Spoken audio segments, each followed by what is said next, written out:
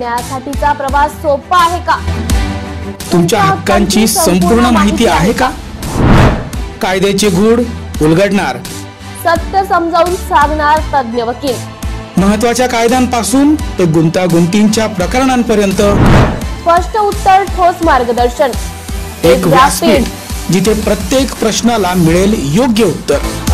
लवकरच येत आहे कायद्याचा नवा कट्टा, फक्त BBS न्यूज नेटवर्क 24 तासवर, जिथे प्रत्येक शब्दाला असतो न्यायाचा आधार।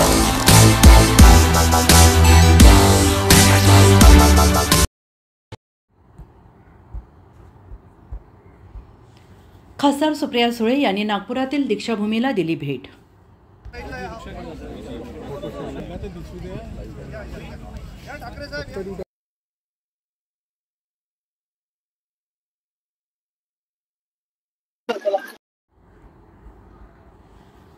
संत तुकाराम महाराजांच्या पालखी सोहळ्यातील गोल रिंगण संपन्न। जगद्गुरू श्री संत तुकाराम महाराज यांच्या पालखी सोहळ्याचा आज इंदापूर तालुक्यातील बेलवाडीमध्ये संत तुकाराम महाराज पालखी सोहळ्यातील गोल रिंगण पार पडले। हा रिंगण सोहळा याची देही याची डोळा अनुभवण्यासाठी हजारो भाविकांनी गर्दी केली।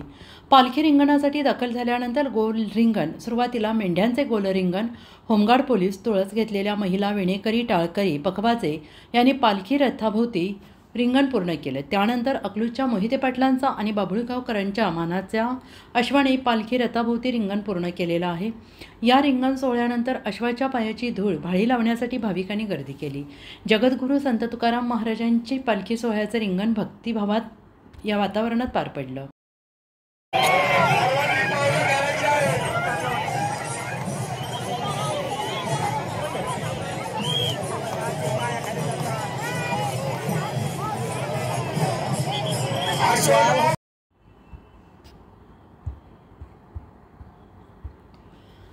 माजी मंत्री दीपक केसरकर यांची पत्रकार परिषद। योजना आहे सिंधुरत्न सुरू करून दाखवा अधिवेशनाचं आव्हान तुम्हाला वैभव नाईक यांना। एक गोष्ट असं आहे की वैभव नाईक हे माझे जुने सहकारी आहेत। मी सांगितलं तसं वागले असते तर आज ते सुद्धा आमदार राहिले असते। नको तिथं बोलायचं, काही बोलायचं, ह्याला काय अर्थ नसतो।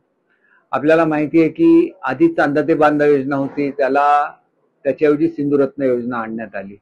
सिंधुरत्न योजनेची मुदत होती, ही मुदत 31 मार्चला संपलेली आहे। कुठल्याही स्कीमची मुदतवाढ करताना त्याच्यामध्ये एक क्लॉज मी स्वतःच घातला होता, कारण ह्याचं डिझाईनच मी बनवलं होतं, चांदा ते बांधा के सिंधुरत्न, की ह्याला एक थर्ड पार्टी ऑडिट असावं, की आपण ज्यावेळेला शासनाचा पैसा खर्च करतो त्यावेळेला त्याच्यामधून लोकांचं उत्पन्न किती वाढलं हे सुद्धा आपण सिद्ध केलं पाहिजे।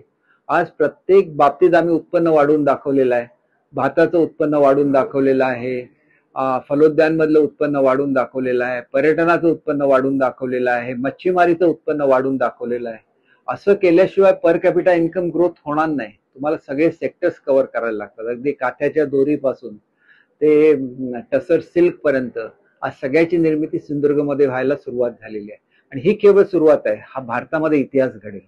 तर अनेक वेळेला त्या स्कीमचं कौतुक करणारे केवळ राजकारणासाठी म्हणून सुरू करून दाखवा म्हणजे त्याच्या फॉर्मॅलिटीज कंप्लीट करायलाच लागतात। मुदतवाढ तर मला अर्थमंत्र्यांनी सांगितलेले एक या अधिवेशनात मुदतवाढीची घोषणा निश्चित होईल, परंतु याच्यासाठी जो फंड्स आणि आवश्यक आहे त्याच्यासाठी हे एक परफॉर्मन्स ऑडिट ज्याला म्हणतात तसं ऑडिट होणं आवश्यक आहे।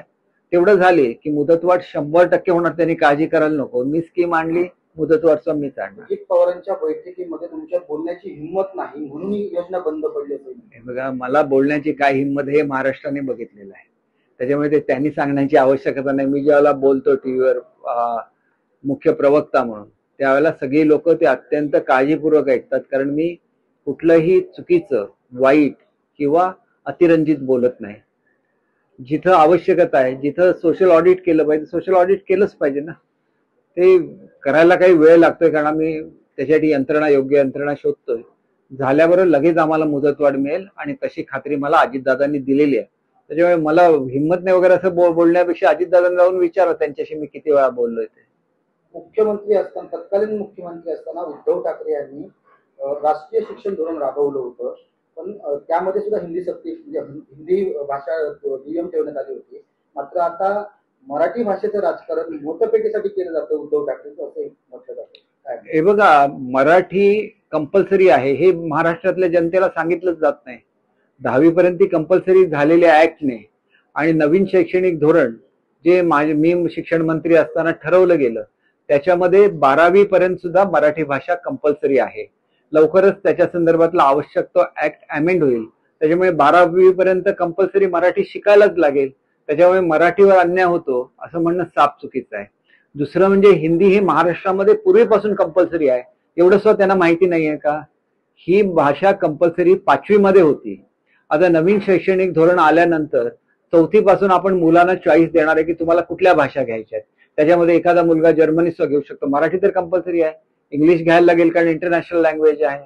मग तुम्ही हिंदी घ्या, तुम्ही स्पॅनिश घ्या, तुम्ही संस्कृत घ्या, तुम्ही कुठलीही भाषा घ्या. हे चॉईस मुलांना दिलेलं आहे. आम्ही जर पूर्वीच धोरण कायम ठेवलं असतं तर त्यांना हिंदी कंपल्सरी झाली असती. हिंदी कंपल्सरी नाहीये. हिंदी ऑप्शनल ही पहिलीपासून जे आपण शिक्षण देतो हे बेसिक शिक्षण असतं. एकदम एलिमेंटरी शिक्षण असतं 1ली ते 3री.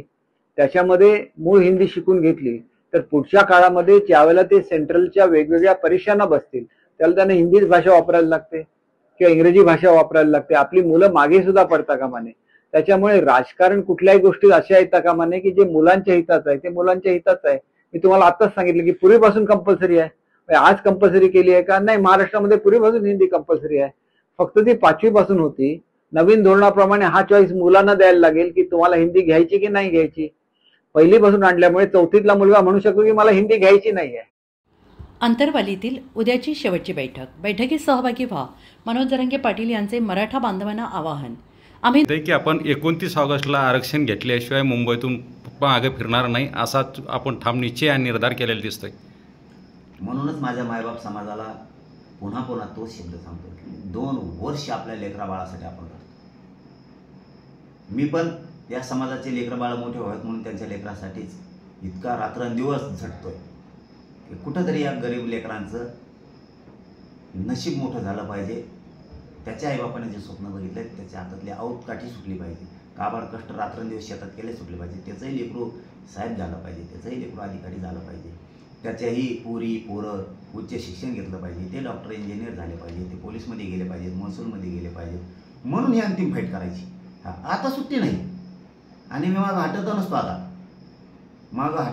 आणि मुंबई आम्ही सोडीत बी नसतो. आता पुऱ्या मागण्यांची अंमलबजावणी झाल्याशिवाय मुंबई सोडायची नाही. जे व्हायचं असेल ते होईल, पण आता मुंबई सोडायची नाही. पण आंदोलन मात्र शांततेत असणार आहे, पण विजय घेऊनच मागे फिरणार आहे. म्हणून ही शेवटची बैठक आणि लढा सुद्धा अंतिम आहे आणि आरपारचा आहे आणि शेवटचाच आहे. पण मराठ्यांचा संयम बघू नका. मराठ्यांनी खूप संयम धरलाय 2 वर्ष. पुन्हा मराठ्यांचा अपमान करायचं काम करू नका.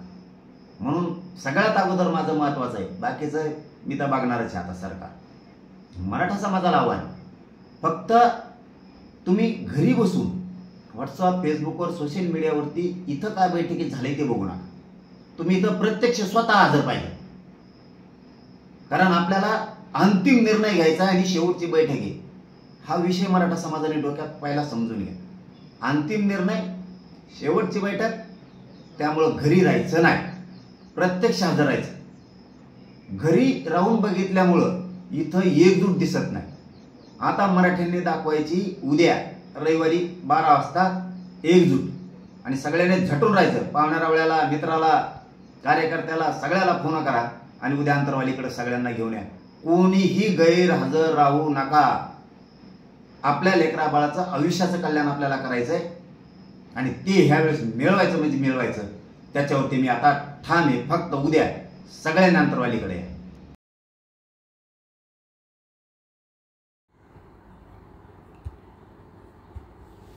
मोबाईल हिसकावणारे दोघे मोहाडी पोलिसांच्या ताब्यात. मुंबई आग्रा महामार्गावर हॉटेल रेसिडेन्सी समोरील रोडवर थांबून मोबाईल हिसकावून पोबारा करणाऱ्या दोघांना मालेगाव येथून अटक करण्यात आलेली आहे. तर त्यांचा 3रा साथीदार हा फरार आहे आणि ही कारवाई मोहाडी पोलिसांनी केलेली आहे. चक्करबर्डी रोडवरील अण्णासाहेब पाटील नगरातील हिरामन गायकवाड हे दुचाकीने अवधान MIDC येथून घराकडे येत होते. रेसिडेन्सी समोरून येत असताना त्यांच्या पाठीमागून दुचाकीवरून तिघे आले. त्यांनी बळजबरीने मोबाईल हिसकावला आणि पळून गेले. या प्रकरणी मोहाडी पोलीस ठाण्यात गुन्हा दाखल झाला होता. गुन्ह्याचा तपास सुरू असताना संशयित मालेगाव येथे असल्याची माहिती मोहाडी पोलीस निरीक्षक शिल्पा पाटील यांना मिळाली. माहिती मिळताच पथक मालेगावला रवाना झालं. समीर खान, सलीम खान मालेगाव आणि सय्यद दाऊद सय्यद इब्राहिम मालेगाव या दोघांना अटक करण्यात आली. त्यांच्याकडून 20,000 रुपये किमतीचा मोबाईल हस्तगत करण्यात आलेला आहे. त्यांचा तिसरा साथीदार हा फरार झालेला असून पोलीस त्याच्या मागावर असल्याची माहिती पोलीस निरीक्षक शिल्पा पाटील यांनी दिली आहे. नमस्कार नाशिककर, आज आपण आहोत ललित रुंठा ग्रुप यांच्या रुंठा फ्लोरेन्झा या प्रोजेक्टला. तर हा प्रोजेक्ट आहे प्रीमियम लोकेशनला, म्हणजेच गोविंद नगर जवळ. या प्रोजेक्टमध्ये आपण 20हून अशा लक्झरियस ॲम्युनिटीज दिलेल्या आहेत, जसे की वॉकिंग ट्रॅक, मल्टीपर्पज हॉल आणि यासारख्या भरपूर अशा युनिक ॲम्युनिटीज. चला तर मग बघूया आपण आपला सॅम्पल फ्लॅट. तर हा आहे आपला प्रशस्त असा लिव्हिंग रूम आणि याला आपण सुंदर अशी बाल्कनी दिलेली आहे. हा आहे आपला डायनिंग टेबल. तर हा आहे आपला किचन एरिया आणि आपण इथे किचन चॉपिंग काउंटर वेगळं दिलेलं आहे. इथे आपण दिलेले आहेत किचन ट्रॉलीज आणि स्टोरेजसाठी आपण इकडे कॅबिनेट्स पण दिलेले आहे आणि प्लस आपण इथे युटिलिटी एरिया पण दिलेला आहे. हा आहे आपला चिल्ड्रन बेडरूम आणि याचं वैशिष्ट्य म्हणजे इथे आपण फोल्डेबल असा बेड दिलेला आहे. इथे आपण दिलेला आहे कॉमन वॉशरूम, ज्याला अटॅच आपण मिरर सुद्धा दिलेला आहे. हा आहे आपला मास्टर बेडरूम आणि ज्याला आपण अटॅच टॉयलेट आणि वॉशरूम दिलेला आहे. मग नाशिककर, कसा वाटला तुम्हाला आमचं सॅम्पल फ्लॅट? तुम्ही पण येत आहे ना आमचं सॅम्पल फ्लॅट बघायला?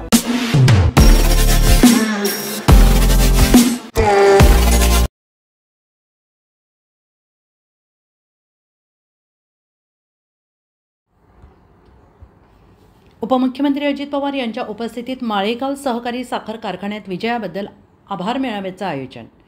बारामतीमधील माळेगाव येथील शिवतीर्थ मंगल कार्यालय येथे होणार आभार मेळाव्याचं आयोजन. दुपारी 1:30 वाजता आभार मेळाव्याचं आयोजन. आभार मेळाव्याच्या पूर्वी माळेगावमध्ये मिरवणूक रॅलीचं देखील आयोजन करण्यात आलेलं आहे. वैजापुरात एका महिला कीर्तनकाराची डोक्यात दगड घालून हत्या. वैजापूर तालुक्यातील चिंचडगाव शिवारात आज रोजी सकाळी 6:30 वाजण्याच्या सुमारास कीर्तनकार महिलेच्या डोक्यात दगड घालून हत्या करण्यात आल्याची घटना उघडकीस आली आहे.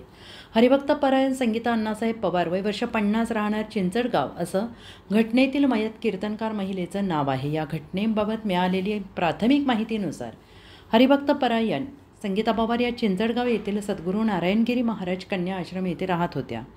शनिवारी सकाळी आश्रमातील मंदिरातील पुजारी शिवाजी चौधरी हे नेहमीप्रमाणे मंदिरात पूजेसाठी आले असता त्यांनी हरिभक्त परायण संगीता पवार यांना आवाज दिला. मात्र त्यांनी प्रतिसाद दिला नाही आणि मंदिराजवळ असलेल्या शेडमध्ये त्यांनी जाऊन बघितलं असता त्या रक्ताच्या थारोळ्यात पडल्या होत्या. त्यानंतर त्यांनी पोलिसांना माहिती दिली आणि घटनेची माहिती मिळताच वीरगाव पोलीस ठाण्याचे सहाय्यक पोलीस निरीक्षक शंकर वाघमोडे यांनी पथकासह घटनास्थळी धाव घेतली. गंगापूर वैजापूर रोडवर एक चिंचडगाव म्हणून एक गाव आहे. तिथं रस्त्याच्या कडेला एक छोटंसं मोठा देवीचं मंदिर आहे आणि त्याच्या बाजूला एक पत्र्याचं शेड आहे. तिथं एक संगीता बाई पवार महाराज या थांबतात आणि पूजा अर्चा वगैरे करतात. ते प्रवचन वगैरे पण करतात. तर रात्री ते एकट्याच होत्या. कोणीतरी त्यांच्या पडवीमध्ये झोपलेले असताना कोणीतरी त्यांच्या डोक्यामध्ये दगड घालून त्यांच्या हत्या केल्याचं दिसत आहे. तर प्रथमदर्शनी असं वाटत आहे. तरी PM साठी आम्ही पाठवलेलं आहे. तसंच फिंगरप्रिंट टीम येऊन गेलेली आहे. डॉग स्क्वॉड पण आलेला आहे. त्याच्यानंतर FSL जे असतात टीम ते पण फॉरेन्सिकच्या टीम पण आलेले आहेत. तसंच स्थानिक गुन्हे शाखेचं पथक आहे. आमचं एक तांत्रिक पथक पण आहे. तसंच वैजापूर टीम, स्थानिक पोलीस, आम्ही सर्व अँगलने या घटनेचा तपास करत आहोत. लवकरात लवकर आम्ही खऱ्या गुन्हेगारापर्यंत पोहोचून हा गुन्हा उघडकीस आणू अशी निश्चित ठाम विश्वासाने सांगतो. येथील मंदिरात चोरी वगैरे झाल्याची बाब समोर आली. इथं कुलूप वगैरे तोडलेलं दिसत आहे, पण देवीची जन्नत आहे आणि बाकी दागिने तसेच शाबूत आहेत. तर बाकी दानपेटीत काही रक्कम होती का ते आता सांगू शकणार नाही. पण तसं काही त्या अंगलने पण आम्ही तपास करत आहोत. काही वादाचा जर प्रकार असला तर त्या अंगलने पण करत आहोत. सर्व अंगलने तपास करून निश्चित खऱ्या गुन्हेगारापर्यंत आम्ही पोहोचू. मंत्री भरत गोगावले यांची पत्रकार परिषद. नाही, ठीक आहे ना. आता बघा, प्रत्येकाला काही ना काहीतरी स्वातंत्र्य आहे, त्याबद्दल काही दुमत असण्याचं कारण नाही आहे. त्यांनी त्याच्या स्वातंत्र्याचा वापर करावा, पण तो चुकीचा होऊ नये असं आम्हाला वाटतंय. उत्तर भारतीय विकास सेनेचे युवा शुक्ला जे आहेत त्यांनी असं म्हटलंय की यावेळचा मुंबईचा महापौर हा उत्तर भारतीय असेल, कारण मराठी मतं ही 5 विभागामध्ये डिवाइड होती आणि यामध्ये उत्तर भारताचे 1 करोड आहेत, त्याच्यामधून उत्तर भारतीयांचा महापौर असं त्यांनी म्हटलं. त्याला सोडून त्यांनी म्हटलं की उत्तर भारतीयांनी सोबत यावं, मुंबई महापालिकेच्या 227 जागा लढवू आणि महापौर आपलाच असेल असं त्यांनी म्हटलं. ते काय काय लोकांना दिवसा पण स्वप्न पडतात, तर त्याच्यामध्ये काही नवल नाही आहे. कारण काही लोकांना बोलायला काय कोणाला काय पैसे द्यावे लागत नाही आहेत, परंतु जे बोलले ते त्यांच्या समाजाबद्दल त्यांच्याबद्दल बोलले असतील. पण आज महाराष्ट्रामध्ये आज जर आपण पाहिलं तर आपली वर्गवारी किती आहे आणि इतर समाजाची किती आहे ह्याच्यावरून आपण समजायचं. पण त्यांनी असं म्हटलं की मराठी मतं जी आहेत ती 5 विभागामध्ये डिवाइड पक्षामध्ये. ज्या वेळेला निवडणूक होईल त्यावेळेला किती विभागात हे झाले विभागले गेले पक्षामध्ये ते तुम्हाला कळेल ना. लाडकी बहीण योजना संदर्भामध्ये लाडकी बहीण योजनेला मोठी खात्री लागण्याची शक्यता आहे. आयकर विभाग लवकरच करदात्यांची माहिती जी आहे ती सरकारला या ठिकाणी पुरवताना पाहायला मिळणार आहे. त्याच्यामध्ये काही 2-4 गोष्टी अशा आहेत, जर तुम्ही सक्षम आहात तर तुम्हाला लाडक्या बहिणीचे पैसे कशाला पाहिजे. जो दुर्बल आहे, जो अडचणीत आहे, ज्याला खरोखरच गरज आहे त्यांना द्यावं. आता तुम्ही काही मंडळींना डबल पण पैसे मिळाले, इतर दुसरी पण योजना चालू आहे आणि ही पण, आणि काही लोकांना काहीच नाही. तर ज्यांना काहीच नाही त्यांना मिळू द्या, ज्यांना डबल आहे त्यांची कमी होऊ द्या. जे सक्षम आहेत, 4 व्हीलर आहेत, 2 व्हीलर आहेत, इतर नवऱ्याची पेन्शन आहे किंवा स्वतः काहीतरी करतायत, तर अशा यांना देणं कितपत योग्य आहे हे तुम्ही पण तुमचं. गुलाबराव पाटील म्हणतात की दोन्ही राष्ट्रवादी एकत्रच आहेत, ते दोघं एकमेकांना आय लव्ह यू नेहमीच म्हणत असतात. गुलाबराव आमचे सिनियर मोस्ट आहेत, त्यांचा अनुभव वेगळा आहे, आमचा वेगळा आहे. आम्ही त्याबद्दल काय वाच्यता करणार नाही, कारण सध्या तुम्हाला माहिती आहे आमचं संघर्ष युद्ध कसं चालू आहे. त्यामध्ये गुलाबरावांना आम्ही फ्री हँड दिलेलं आहे, ते सांगते. पण हा संघर्ष साधारणतः कधी संपेल काय रायगड मधला विशेषतः पालकमंत्री हा भाग वेगळा आहे. आमचा जो संघर्ष होता ते जे आम्ही केलेलं त्यांचं काम, त्यांना दिलेलं निवडून महाराष्ट्रामध्ये एकच सीट त्यांची रायगडमध्ये आणली, इतर कुठेही आले नाही. त्याबद्दल आम्ही जास्त बोलतो. पालकमंत्री एक आम्ही पूर्वीपासून, मी 4 टर्म आमदार आहे, 2-3 वेळेला सत्ता आली, आम्ही सत्ता मंत्रीपद दिलेलं आम्ही थांबलो. पालकमंत्री काय एवढी मोठी बाब आहे, पण तत्व. चोपडा तालुक्यात पावसानं उघडीप दिल्याने शेतकऱ्यांकडून मका पिकावर फवारणी. चोपडा तालुक्यात गेल्या महिन्याभरात पाऊस चांगला झाल्याने शेतकऱ्यांनी कापसापेक्षा मक्याची पेरणी मोठ्या प्रमाणात केलेली आहे. पेरणी केलेल्या शेतात पीक डोलू लागलेलं आहे. गेल्या काही दिवसांपासून चोपडा तालुक्यात कमी अधिक प्रमाणात पाऊस पडतो आहे. ढगाळ आणि थंड वातावरण असल्याने मका पिकावर अळ्यांचा प्रादुर्भाव मोठ्या प्रमाणात झाल्याने शेतकरी 2-1 दिवस आता पाऊस सतत चालू होता, त्यामुळे तर कामं करता येत नसणार.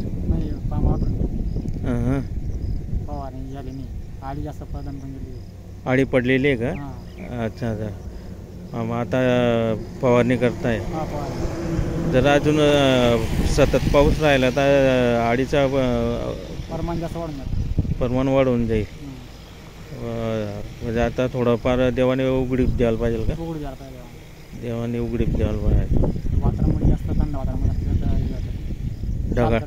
ढगाळ वातावरण आणि थंड, त्याच्यामुळे आळीचा प्रादुर्भाव. अच्छा अच्छा. किती पूर्ण मका लावलेला आहे का दादा? 3 एकर मका. आधी मागच्या वर्षी बी मका होता का? आता उन्हाळ्यामध्ये मका होता. मकाच होता. कापूसनी लागवड करत का तुम्ही? नाही का? काय नाव तुमचं? ईश्वर गुलाब बैरागी. 1.5 एकर शेतामध्ये 56 टन मका घेतला. अच्छा अच्छा. त्यामुळे यावर्षी आता बी मग मका लावून दिला? मका लावलेला. अच्छा. ओके. शेतकऱ्यांच्या पेरणीची कामे पूर्ण, आता प्रतीक्षा पावसाची. धुळे जिल्ह्यात यंदाच्या खरीप हंगामाची सुरुवातच काहीशी खडतर झाली आहे. मे महिन्यात अवकाळी पावसाने झोडपल्याने शेतकऱ्यांचे मोठे नुकसान झाले. अनेक ठिकाणी उभी पिके भुईसपाट झाली. काढणीला आलेल्या मालाचे मोठे नुकसान झाले. यातून सावरत नाही तोच जूनमध्ये मान्सून वेळेवर आणि समाधानकारक होईल अशी तज्ज्ञांची भविष्यवाणी होती. त्यामुळे शेतकऱ्यांना काहीसा दिलासा मिळाला होता. अनेकांनी पेरणीपूर्ण मशागतीची कामे उरकून ठेवली. आता चांगल्या पावसाची वाट पाहत होते, मात्र प्रत्यक्षात मान्सूनने उशिराने हजेरी लावली. आत्तापर्यंत जिल्ह्यात सरासरीपेक्षा कमी पाऊस झाल्याने शेतकऱ्यांची चिंता वाढलेली आहे. धुळे जिल्ह्यात सरासरी केवळ 81 मिलीमीटर पावसाची नोंद झाली आहे, जी पेरणीसाठी अपुरी आहे आणि त्यामुळे अनेक शेतकऱ्यांनी अजूनही पेरणीची सुरुवात केलेलीच नाही. सध्या जिल्ह्यात केवळ 28% खरीप पेरण्या पूर्ण झालेल्या असून यात कापूस, मका यासारख्या नगदी पिकांची पेरणी इतर पेरण्यांच्या पिकांच्या तुलनेत पुढे आहे. मी राजेंद्र काशीनाथ माळी, राहणार कापडणे, तालुका जिल्हा धुळे. ते आम्ही हंगामाला सुरुवात केली जून महिन्यामध्ये. मे महिन्यामध्ये ते पाऊसच चालू होता, त्याच्यामुळे आम्हाला काहीच कामे सुधारले नाहीत आणि जेमतेम सुधारायला लागले. तर आम्ही शेती तयार करून मका वगैरे कपाशी ही लावणी केली, पण अपघात पाऊसच नाही आहे धुळे तालुक्यामध्ये. ते शेतकऱ्याने काय करायचं बुवा, जमीन कोरडी पडायला लागली, विहिरींमध्ये पाणी नाही आहे सध्या. त्याच्यामुळे परिस्थिती एकदम नाजूक झालेली आहे शेतकऱ्यांची. याच्याकडे काही ना काही दखल घेण्यात यावी. पाणी व्यवस्था आता आपण या ठिकाणी केलेली आणि पिकांना पाणी द्यायचं असेल आता पाणी द्यायचं म्हटलं म्हणजे ते विहिरींना पाणी पण पाहिजे. आता देतोय बाकी एक शेताला पाणी, आता या शेताला पाणीच नाही मिळणार आहे, ते काय करायचं आता. नाशिक महानगरपालिकेच्या सार्वजनिक आरोग्य विभागाच्या वतीने जाहीर आवाहन. गुइलेन बॅरे सिंड्रोम अर्थात GBS ला घाबरू नका, पण दक्षता घ्या. पाणी उकळून प्या. स्वच्छ आणि ताजे अन्न सेवन करा. शिजलेले व न शिजलेले अन्न एकत्रित ठेवू नका. लक्षात ठेवा, अचानक पायात किंवा हातात कमजोरी किंवा लकवा, चालताना त्रास किंवा अशक्तपणा, बऱ्याच दिवसांपासून डायरिया अशी लक्षणे आढळल्यास त्वरित डॉक्टरांचा सल्ला घ्यावा व तात्काळ उपचार सुरू करावा. सार्वजनिक आरोग्य विभाग, मनपा नाशिक द्वारे जनहितार्थ प्रसारित. सिन्नर पोलीस ठाणे हद्दीत घोडेवाडी ते पास्ते जाणाऱ्या रोडवर MSCB कंपनीचे 14 ट्रान्सफर लाईन टाकण्याचं काम सुरू होतं. सदर कामासाठी MSCB कंपनीने घोडेवाडी ते पास्ते जाणाऱ्या रोडवर लोखंडी पोल आणि ॲल्युमिनियमच्या तारा टाकल्या होत्या. दिनांक 7/1/2025 रोजी सायंकाळी 7 वाजण्याच्या सुमारास काम संपल्यानंतर मध्यरात्रीच्या सुमारास कोणीतरी अज्ञात इसमाने सदर ठिकाणी ठेवलेले लोखंडी पोल आणि ॲल्युमिनियमच्या तारा चोरी करून नेल्या होत्या. त्याबाबत सिन्नर पोलीस ठाण्यास गुन्हे रजिस्टर नंबर 78/2025 भारतीय न्यायसंहिता 2023 कलम 303(2) याप्रमाणे गुन्हा नोंद करण्यात आला होता. त्या अनुषंगाने श्री संभाजी गायकवाड, पोलीस निरीक्षक सिन्नर पोलीस ठाणे यांनी पोलीस ठाण्याकडील गुन्हे शोध पथकातील अंमलदार यांना सदरच्या ना उघड गुन्ह्याचा तपास करण्याबाबत सूचना दिल्या होत्या. सिन्नर पोलीस ठाण्याचे गुन्हे शोध पथकातील अंमलदार सदर ना उघड गुन्ह्यातील आरोपितांचा सातत्यानं पाठपुरावा करत असताना घटनास्थळाच्या आजूबाजूचे CCTV फुटेज चेक केले असता त्यात भारत गॅस नाव असलेली 3 चाकी मालवाहू टेम्पो जात असतानाचं निदर्शनास आलं. सदर वाहनाचा सिन्नर पोलीस ठाणे हद्दीत शोध घेतला असता सदर टेम्पो हा पास्ते गावातील राजमल्हारी भगत याची असल्याबाबत खात्रीशीर बातमी मिळाली. सदर बातमीप्रमाणे राजमल्हारी भगत वय वर्ष 27 राहणार पास्ते तालुका सिन्नर जिल्हा नाशिक यास ताब्यात घेऊन सदर गुन्ह्याबाबत विचारपूस केली असता त्याने सदरचा गुन्हा केल्याची कबुली दिली आणि त्याच्याकडून 22,000 रुपये किमतीचे लोखंडी पोल, गुन्ह्यात वापरलेला 3 चाकी मालवाहू टेम्पो असा एकूण 1,22,000 रुपये किमतीचा मुद्देमाल जप्त करण्यात आला आहे. सदरची कारवाई पोलीस अधीक्षक श्री बाळासाहेब पाटील, नाशिक ग्रामीण अप्पर पोलीस अधीक्षक श्री आदित्य मिरखेलकर, नाशिक ग्रामीण उपविभागीय पोलीस अधिकारी श्री निलेश पालवे, निफाड विभाग यांच्या मार्गदर्शनाखाली तसेच पोलीस निरीक्षक श्री संभाजी गायकवाड, सिन्नर पोलीस ठाणे यांनी दिलेल्या सूचनांवरून सिन्नर पोलीस ठाण्याकडील गुन्हे शोध पथकाचे पोलीस हवालदार समाधान बोराडे, पोलीस शिपाई कृष्णा कोकाटे, पोलीस शिपाई अप्पासाहेब काकड यांच्या पथकाने केलेली असून पुढील तपास महिला पोलीस हवालदार माया गाडे या करीत आहेत. BBS न्यूजसाठी सुरेश इंगळे, सिन्नर. जिल्हा परिषद शाळांचा शैक्षणिक दर्जा सुधारण्यासाठी प्रयत्न करणार CEO जतीन रहमान. बीड जिल्हा परिषद अंतर्गत चालणाऱ्या शाळांमधील विद्यार्थी संख्या गेल्या 4 वर्षामध्ये 37,000 घटली असल्याची बाब समोर आली आहे आणि शिक्षण विभागाच्या अहवालात या संदर्भातील आकडेवारी सादर करण्यात आलेली आहे. त्याबरोबरच 15 शाळा देखील बंद करण्याची वेळ जिल्हा परिषदेवर आलेली आहे. खाजगी तालुक्यामध्ये आदर्श शाळा बनवता येईल. आदर्श शाळा आणि नवीन वर्गखोलीसाठी वेगळ्या DPTC मध्ये हेडातून आपण पैसा सुद्धा देत आहेत. जेणेकरून इन्फ्रास्ट्रक्चर रिलेटेड सर्व बाबीवर आपल्याला लक्ष देता येईल. नुसती इन्फ्रास्ट्रक्चर सपोर्ट करून आपल्याला शाळाची क्वालिटी वाढणार शक्यच नाही, ते सर्वांना माहिती आहे. त्याच्यामुळे क्वालिटी ऑफ सर्व्हिसेस वाढायलासाठी, आपले टीचर्सच्या क्वालिटी वाढायलासाठी आणि शैक्षणिक धोरणप्रमाणे शैक्षणिक प्रगती व्हायलासाठी आपल्या स्तरावरून योजना आपण निगडित आहेत, करत आहेत. ऑलरेडी चालू असलेले मिशन जेरेवाडीच्या योजना पुढे घेत आहेत आणि त्याच्यामध्ये काही कमतरता असेल आपल्याला ते निराकरण करायला पूर्ण यंत्रणा, जिल्हा परिषद यंत्रणा आणि डिस्ट्रिक्ट यंत्रणा सज्जम आहोत, जेणेकरून विद्यार्थी संख्या जो कमी होत आहे त्याच्या नंबर्स आपल्याला कमी करता येईल आणि ऍक्च्युली रिव्हर्स सुद्धा करता येईल. आपले नंबर्स वाढायला पाहिजे.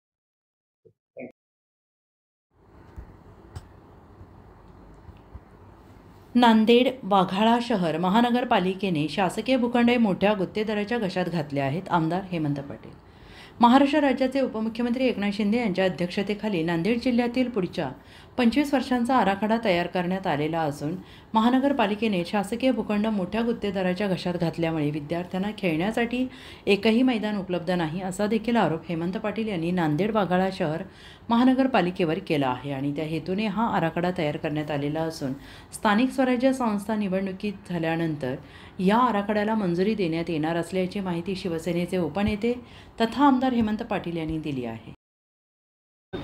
बैठक पार पडली, 10 दिवसाचा विकास झाला पाहिजे यासाठी 25 वर्ष आराखडा डोळ्यासमोर काय करण्यात पाहिजे. नांदेड शहर हे तेलंगणा, कर्नाटक आणि विदर्भाच्या सीमेवर बसलेलं शहर आहे. या शहरापासून आपण बघतो की संभाजीनगर असेल, हैदराबाद असेल, नागपूर असेल, अमरावती, सोलापूरसारखी शहरं 250 ते 300 किलोमीटरच्या रेंजमध्ये शहरं बसलेले आणि गोदावरीच्या तटावर रामाच्या आजोळ, भरताचा आजोळ म्हणून या शहराची ओळख आहे. गुरु गोविंद सिंहाच्या नावाने हे शहर ओळखलं जातं आणि अशा शहराचा पुढील 25 वर्ष शहराची वाढ कशी होणार आहे या दृष्टीनं आराखडा असला पाहिजे. या पद्धतीने हद्दवाढ झाली पाहिजे. आज आपण बघताय की शहरातल्या महत्त्वाच्या मोक्याच्या जागा, आज तरोडेकर मार्केट असेल किंवा महात्मा फुले मार्केट असेल, बिंदू माधव मंगल कार्यालय असेल, या खाजगी विकासकाच्या घशामध्ये घातलेल्या आहेत. शेकडो कोटी रुपयाची उलाढाल झाली आणि प्रत्येक वेळेस आम्ही भिकेचा कटोरा घेऊन मंत्रालयामध्ये जातो. महानगरपालिका गरीब आहे आणि ही गरीब महानगरपालिका खाजगी विकासकांना प्रचंड श्रीमंत करते, शेकडो कोटी रुपये त्यांच्या घशामध्ये घालते. ही सर्वसामान्यांसाठी असलेल्या जागा या विकासकांना विकते. तेव्हा आमचं शहर पुढील 25 वर्ष कसं असलं पाहिजे, खेळाची मैदानं असले पाहिजे. 40 वर्षापूर्वी झालेलं विसावा उद्यान, त्याच्यानंतर नांदेड शहराला दुसरं उद्यान नाही. 2200 कोटी रुपये गुरुतागतीच्या निमित्तानं इथं आले, परंतु शहरामध्ये येणारा कुठलाही रस्ता बघा, आज ट्रॅफिकची प्रचंड समस्या आहे. ज्या सोयींसाठी शहराने भाजी मार्केट निर्माण केलं होतं ते सुद्धा खाजगी विकासकाला विकलं. भाजी विकणारे फुटपाथवर आणि फुटपाथ ज्या चालणाऱ्यांसाठी ते रस्त्यावर, त्याच्यामुळं माणसांना चालता येत नाही, वाहनं जात नाहीत. अशा पद्धतीची समस्या शहराची निर्माण झाली. त्यासाठी ज्या पद्धतीनं सिडको असेल किंवा वेगवेगळी नवीन शहरं MMRDA रिजनमध्ये होत आहेत त्या पद्धतीचं शहराचं नियोजन असलं पाहिजे. खेळाची मैदानं कशी असावीत, गार्डन कशी असावीत, शाळा कशा असाव्यात, रस्ते रुंदीकरण कसं असावं या संदर्भामध्ये एक आराखडा तज्ज्ञ व्यक्तींचा या शहराचा निर्माण होणार आहे आणि मला वाटतं महानगरपालिकेची निवडणूक झाल्यानंतर आजूबाजू